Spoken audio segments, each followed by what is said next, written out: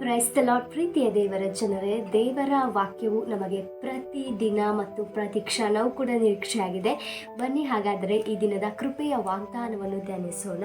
ಎಫೆಸದವರಿಗೆ 1:14, ದೇವರು ಸಂಪಾದಿಸಿಕೊಂಡ ಜನರಿಗೆ ವಿಮೋಚನೆಯಾಗುವುದೆಂಬುದಕ್ಕೆ ಪವಿತ್ರಾತ್ಮನು ನಮ್ಮ ಬಾಧ್ಯತೆಗೆ ಸಂಚಕಾರವಾಗಿದ್ದಾನೆ. ಆ ವಿಮೋಚನೆಯು ದೇವರ ಮಹಿಮೆಗೆ ಎಷ್ಟೋ ಪ್ರಖ್ಯಾತಿಯನ್ನು ಉಂಟು ಮಾಡುವುದು.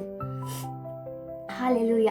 ಪ್ರಿಯರೇ, ನೀವಿರುವ ಸ್ಥಳದಲ್ಲಿಯೇ ಹೇಳ್ರಿ, ನಮ್ಮ ದೇವರು ಒಳ್ಳೆಯವರು ಎಂಬುದಾಗಿ. ಪ್ರಿಯರೇ, ಯಾರೆಲ್ಲ ಯೇಸು ಕ್ರಿಸ್ತನೇ ನಿತ್ಯ ಜೀವದ ರಕ್ಷಕನು ಮತ್ತು ಆತನಿಂದಲೇ ನಮಗೆ ಪೂರ್ಣ ರಕ್ಷಣೆ ಎಂಬುದಾಗಿ ಅಂಗೀಕರಿಸಿಕೊಂಡಿದ್ದೀರೋ ಮತ್ತು ಆತನು ಶಿಲುಬೆಯಲ್ಲಿ ಮಾಡಿ ಮುಗಿಸಿದ ಕಾರ್ಯದಲ್ಲಿ ನಂಬಿಕೆ ಇಟ್ಟಿದ್ದೀರೋ, ಎಲ್ಲ ರೋಗ, ಪಾಪ, ಶಾಪ, ಬಡತನ, ಸಂಕಷ್ಟಗಳನ್ನು ಆತನು ಶಿಲುಬೆಯಲ್ಲಿ ಹೊತ್ತು ತೀರಿಸಿದ್ದಾರೆ ಮತ್ತು ನಿಮಗೆ ವಿಮೋಚನೆ ಆಗಿದೆ ಎಂಬುದಾಗಿ ದೇವರ ವಾಕ್ಯವು ಸ್ಪಷ್ಟವಾಗಿ ತಿಳಿಸುತ್ತದೆ.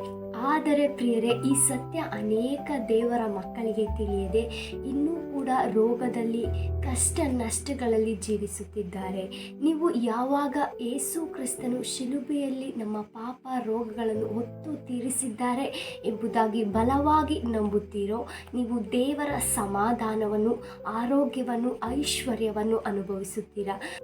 ಇವತ್ತು ಯಾರೆಲ್ಲ ಶತ್ರುವಿನ ತಂತ್ರಕ್ಕೆ ಸಿಕ್ಕಿ ಹಿಂಸೆ ಪಡುತ್ತಿದ್ದೀರೋ, ಅದನ್ನು ನಿಮ್ಮ ಶರೀರದಿಂದ ಗದರಿಸಿ ಯೇಸು ಕ್ರಿಸ್ತನ ನಾಮದಿಂದ ತೊಲಗು ಎಂಬುದಾಗಿ ಹೇಳ್ರಿ. ದೇವರ ಸಂತೋಷ, ಸಮಾಧಾನ, ಐಶ್ವರ್ಯ, ಆರೋಗ್ಯವನ್ನು ನೀವು ಅನುಭವಿಸುತ್ತೀರಾ. God bless you. ಆಮೆನ್.